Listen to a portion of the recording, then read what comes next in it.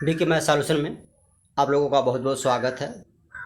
आज हम लोग सी टेट एग्ज़ाम से संबंधित कुछ मैथ को हल करेंगे जो महत्तम समापवर्तक, लघुत्तम समापवर्तक पर आधारित हैं। इस टॉपिक से बहुत सी प्रश्न आते हैं। तो देखिए, आपका जो पहला क्वेश्चन आपका है, वह लघुत्तम संख्या ज्ञात कीजिए जिसे 15, 20, 36 तथा 48 से भाग दिए जाने पर हर बार 3 शेष बचे। आपको वह लघुत्तम संख्या ज्ञात करना है यानी जिसमें इन संख्याओं से यदि भाग दिया जाए तो 3 शेष बचना चाहिए। तो देखिए, इसी संख्याओं का हम पहले लघुत्तम निकाल लेंगे। देखिए, 15 निकालिए आप, तो हो जाएगा आपका 15 हो जाएगा 3 गुणे 5। उसी प्रकार से 20 का निकालेंगे आप, तो 2 गुणे 2 गुणे 5, 2 दूना के 4, 4 पचे 20 हुआ। फिर आपका दिया 36 निकालेंगे, आपका हो जाएगा 2 गुणे, ये 36 जब निकालेंगे तो हो जाएगा 2 गुणे 2 गुणे 3 गुणे 3, 2 दूना के 4, 4 3 12, 12 3 36। उसके बाद 48 निकालेंगे आप, ये हो जाएगा 2 गुणे 2 गुणे 2 गुणे 2, 2 दूना के 4, दूना के 8, दूना के 16 और 16 तियाँ 48। अब आपको लेना है लघुत्तम समापवर्तक निकालना है। तो देखिए, लघुत्तम समापवर्तक में जो सबसे अधिक संख्या होती है, अधिक बार, उसी को हम लेते हैं। यह जो है 2 जो है 4 बार आया है, यहाँ पर 2 बार आया है, यहाँ पर 2 बार, यहाँ पर नहीं आया तो हम 2 बार, जो 4 बार है तो हम 4 बार 2 को ले लेंगे, 2 गुणे 2 गुणे 2 गुणे 2। और उसके बाद यहाँ देखिए 3 जो है 2 बार है, यहाँ 3 एक बार है, यहाँ 3 एक बार, हम 3 2 बार लेंगे, 3 गुणे 3। उसके बाद यहाँ पर भी 5 है, यहाँ पर भी 5 है, यहाँ नहीं 5 है तो 5 भी ले लेंगे। अब सभी का हम गुणा कर लेंगे। सभी की जब आप गुणा करेंगे इसका, तो ये हो जाएगा आपका, गुणा करने के बाद 2 दूना के 4, 4 दूना के 8, दूना के 16, जब सबका गुणा करेंगे तो हो जाएगा 720। यानी सभी की जब गुणा किया जाएगा तो 720 होगा। अब देखिए, हमको वह संख्या ज्ञात करना है जो 3 शेष बचे, तो इसमें हम 3 को जोड़ देंगे तो वह संख्या हो जाएगी आपकी, वह संख्या होगी 720 में 3 जोड़ लीजिए, ये हो जाएगा आपका 723। वह संख्या आपकी 723 होगा, जिसे हम इन संख्या से भाग देंगे। चाहे 15 से भाग दो, चाहे 20 से दो, चाहे 36 से दो, चाहे 48 दो, लेकिन 3 बार बार बचेगा। तो आपका जो विकल्प है वह डी सही है।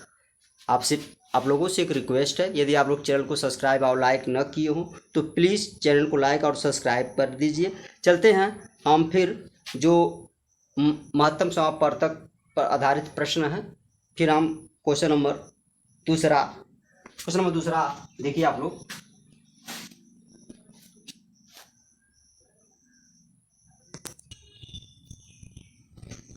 तो आपका दूसरा क्वेश्चन है, 2 संख्याएं 3 संबंधित 4 के अनुपात में हैं तथा इनका लघुत्तम समापवर्त्य 84 है, तो इनमें सबसे बड़ी संख्या कौन सी है? इनमें सबसे बड़ी संख्या कौन सी है? यानी जिन संख्याओं के लघुत्तम 84 हैं तो उन संख्याओं में सबसे बड़ी संख्या कौन है? तो हमें संख्या में बड़ी संख्या ज्ञात करना है। तो माना ये संख्याएं 3x तथा 4x हैं, यानी 3x और 4x हैं। तो इनका लसाअ हो जाएगा, इनका लघुत्तम समापवर्तक हो जाएगा 3 चौको 12x, 3 चौको 12x हो जाएगा।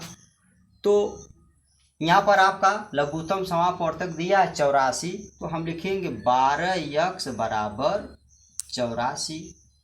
तो 12 से 84 काट देंगे, 12 सत्ते 84, x बराबर 7। तो संख्या पूछ रहा है, तो संख्या में आपने माना है एक को 3x, ये हो जाएगा 3 गुणे x का मान आ गया 7, तो 3 सत्ते 21।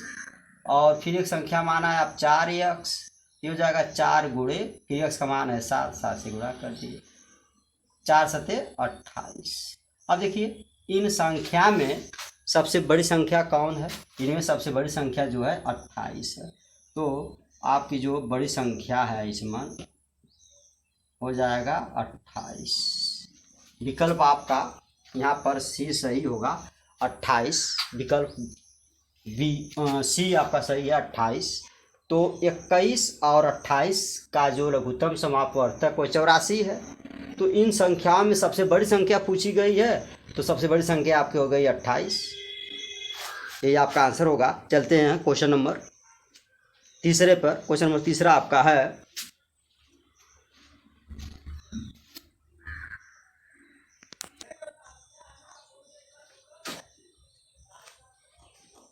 देखिए क्वेश्चन नंबर तीसरा जो आपका है बहुत ही इम्पॉर्टेंट सवाल है, ये कई बार एग्जाम में आ चुका है।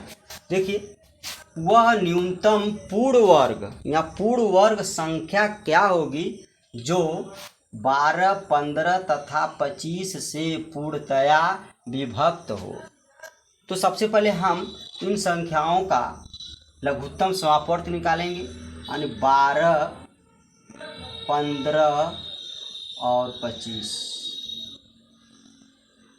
तो ये हो जाएगा, 2 से काटेंगे आप, 3 से काटिए आप, 3 चौक को 12, 3 पचे 15, ये नहीं कटेगा, इसको उतार लीजिए। अब आप इसको 5 से काटिए, 4 नहीं कटेगा, 5 एकम 5, 5वां 25। अब इस 2 से काटेंगे आप, 2 दूना के 4, 1 नहीं कटेगा, 5। फिर इसको 2 से काटिए, 2 एकम 2, फिर अब 5 से काट दीजिए आप डायरेक्टली, 5। सब एक एक हो गया आपका। अब देखिए तो यहाँ पर 3 गुणे 5 गुणे 2 गुणे 2 गुणे 5, तो आप देख रहे हैं इन 2 का जोड़ा बन रहा है, इस 5 का जोड़ा बन रहा है और 2 का जोड़ा बन रहा है, लेकिन इस 3 का नहीं बन पा रहा है।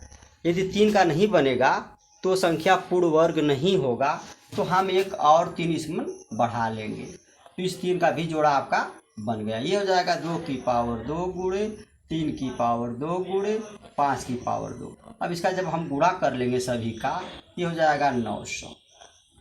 तो वह न्यूनतम पूर्ण वर्ग संख्या है 900।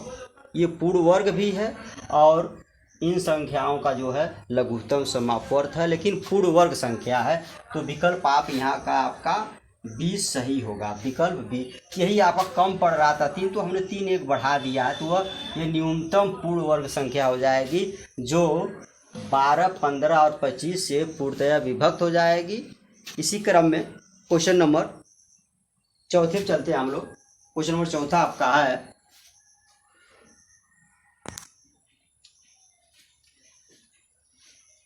तो देखिए आपका चौथा है, 2 संख्याओं का महत्तम समापवर्तक और लघुत्तम समापवर्त क्रमशः 8 तथा 48 है। यदि इनमें से एक संख्या 24 हो तो दूसरी संख्या क्या होगी। यानी महत्तम समापवर्तक और लघुत्तम समापवर्तक दे चुका है और एक पहली संख्या दिया है, तो दूसरी संख्या ज्ञात करना है। तो दूसरी संख्या बराबर होता है, दूसरी संख्या बराबर महत्तम गुणे लघुत्तम, यानी मस गुणे लस बटा पहली संख्या।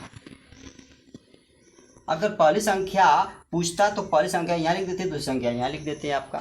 तो देखिए तो महत्तम समापवर्तक दिया है 8, यहाँ पर 8 लिखिए, और लसा दिया है आपका 48, यहाँ पर 48 लिखिए, बटा पहली संख्या दिया है 24 कर लीजिए, 24 से काट दीजिए, 24 दूना के 48 और 8 का 2 में गुणा कर लीजिए, 8 दूना के 16, यानी दूसरी संख्या जो है आपकी आ जाएगी वह 16। विकल्प आपका सी सही होगा। आप लोगों से एक रिक्वेस्ट है, चैनल को सब्सक्राइब जरूर करिएगा।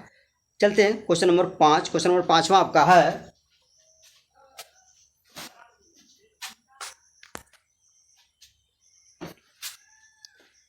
देखिए क्वेश्चन नंबर 5 है।